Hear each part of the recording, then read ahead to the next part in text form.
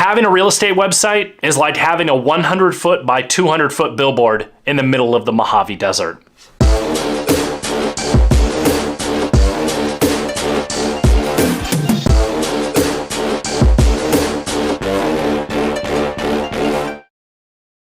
What's going on, everybody? Today we are talking about lead generation and we're talking about websites.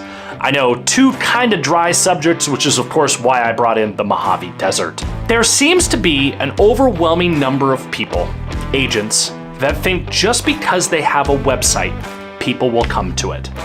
There is also a huge number of agents that think that they can outrank major websites with their IDX website in a matter of a couple of months. I'm gonna give you a little spoiler here. You can't. If you want to actually get on a level where you can start competing with the major players in real estate, you're going to have to think outside the box. Now, personally, we generate over 400 leads a day organically with no on-site SEO, like zero. We put nothing into it at all. Now, do you need 400 leads a day? You do not. You need a steady flow of leads. If you don't know how many leads you actually need, here's a way you can calculate that. Start with a single goal, okay? You need to look at your business as your business. Don't look at it like anyone else looks at their business. Everyone wants to jump on the next bandwagon, and a lot of the time, that bandwagon will lead you to a net loss in your business. So, set your goal where you want to go with your business. Start with a goal income that you would be happy living on, and then add the things that you want to do in your life. More time with family, more time to travel, a car that you want to buy, a house that you want to buy. Start with the goal and then work backward. How many transactions do you need to do to reach your goal? Figure out then your conversion rate. If you get 10 leads and close 2 of them, you have a 1-to-5 ratio. Once you know your conversion rate, you can extrapolate how many leads you need to reach the number of transactions that you want to do. Now, actually generating leads really is not that difficult. You'll hear me say this a lot through a lot of my videos. We don't have a lead generation problem in real estate. We have a lead follow-up problem in real estate. But to get you going, there are a lot of places that you can actually get leads from, right? So we have Facebook. Facebook is still one of the cheapest ways to get leads. They oftentimes take quite a while to convert because they're in what's known as the interruptive style ad. And that said, people build incredible businesses on these leads. There are a couple of different ways to generate Facebook leads. You can do it manually inside Facebook or go hire a pro.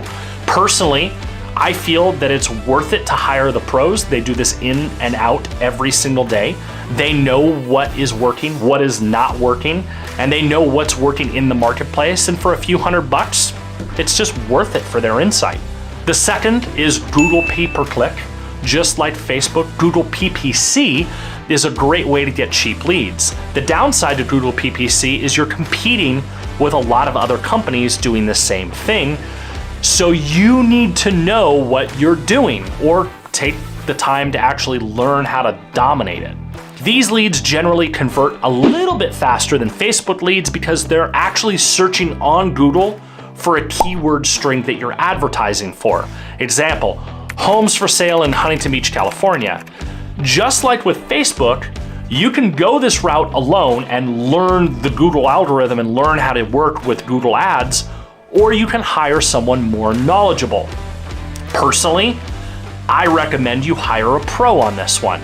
You can blow through a lot of money on your own. Trust me, been there, done that.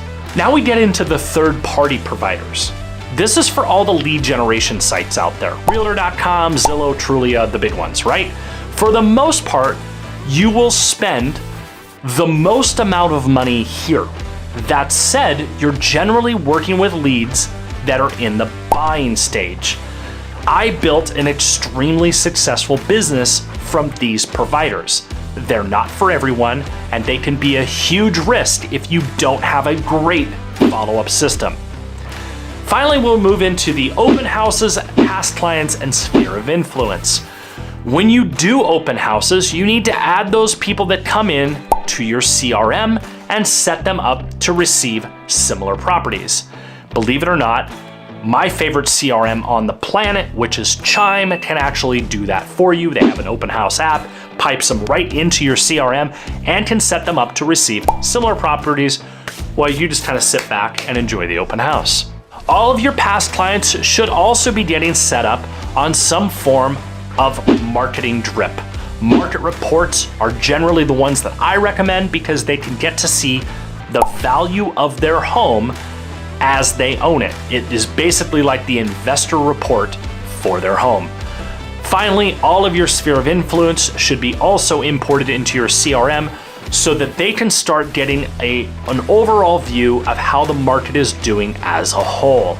So that's gonna really get you started on the lead generation front. Like I said, you don't need to generate a ton of leads. Realistically, for the average agent, if you're getting 10 or more leads a month, you should be doing quite well. But you have to remember, guys, at the end of the day, having an IDX website, a real estate website, is like having a 100-foot by 200-foot billboard in the middle of the Mojave Desert. Nobody is going to see it unless you give them a reason to drive past it, right? So you've got to drive that traffic to that site or no one's gonna drive past it. So I'll tell you a quick story. Growing up, there was this beef jerky stand on the way to my favorite ski resort in California, okay? It was a town that had a population sign that was essentially a dry erase board, okay? Someone would move out, they'd erase the number and make one less. I think, if I remember correctly, there were like 100 people in that town. I mean, you could blink on Highway 395 and you'd pass through without so much as a thought. As you went through the city, there was this small beef jerky stand in an abandoned gas station. I mean, this thing looked like it was barely surviving. Now, over the years, someone new took over the marketing for that beef jerky stand. I think it was the kid of the owner. But anyways, they got really, really creative with their marketing. There are literally signs for miles about their fresh jerky. As you get closer into town, the frequency of the sign quintuples. You literally can't miss their stand. You cannot drive to Mammoth without seeing all of their signs.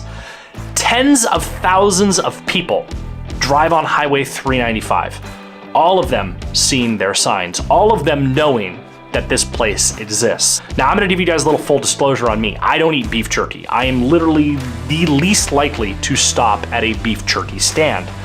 But the last time that I drove to Mammoth, I stopped just to see what all the fuss was about. In fact, I was actually driving to Mount Whitney. My buddy and I hiked Mount Whitney. I think we got there, I think it was a Tuesday morning at like 10 a.m. Dude, that line, during COVID, the line was out the door and wrapped around the building.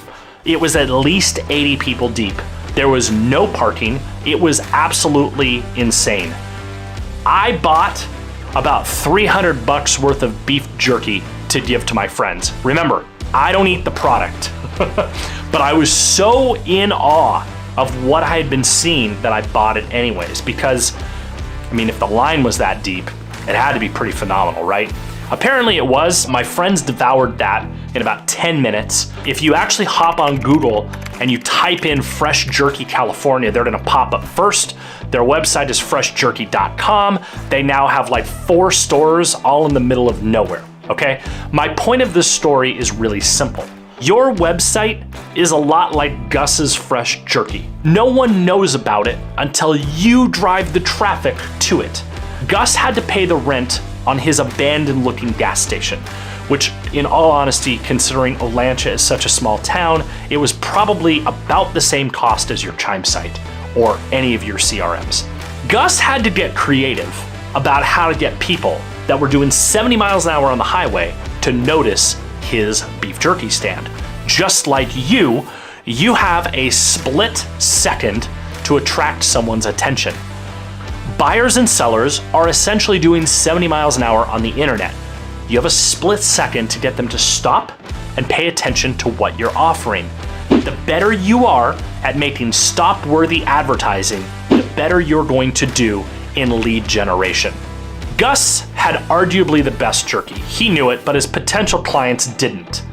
He had to give them a reason to stop and find out how amazing his jerky was. He had to generate leads from people flying down the highway. Again, once they found out how amazing the jerky was, the customer would always reorder. My friends that I gave that jerky to now live all over the US, and they still buy jerky from Gus. Now, a while back, I was just mentioning my buddy and I went and we summited Mount Whitney. And basically we had no planning. We did absolutely zero planning on this. Like 12 hours before we went on this hike, we were like, let's go summit Mount Whitney. This is probably why my friends think I'm absolutely crazy, but alas. After 14,500 feet and 22.5 miles of hiking, we both really wanted to die. Like we were really, really tired. But as we were driving back through Olancha, our little dry erase town, we started seeing the signs. Fresh jerky, fresh jerky. And my buddy Scott is like the definition of a meat eater. And he was like, that stuff any good? And I was like, buddy, like you have no idea, okay? And so, I kid you not, Scott went into Gus's beef jerky stand and he came out like 45 minutes later with like 40 pounds of beef jerky. It was the most beef jerky I've ever seen in my life. He hopped in the truck and he's like, dude, did you see that line? I'm like, yeah, you have to wait for the best, man. He ate probably 80% of that jerky on the way home. Now, this guy has just done Mount Whitney. He went home for like maybe 20 hours, turned around and drove back out to Olancha the next day to get more. Here's the deal, guys. Everybody wants this to be easy. Everybody does. Everybody thinks that because they're the best real estate agent in their market, that someone is just gonna see them and want to go with them. They think that having a website means easy leads and easy clients. Folks, this isn't easy. This isn't an autopilot kind of situation. You have to get creative and you have to show people why they should stop and see what you have to offer. Only then will your website or abandoned gas station, in Gus's sake, make you any money. I hope that helped you guys. Have a great rest of your day.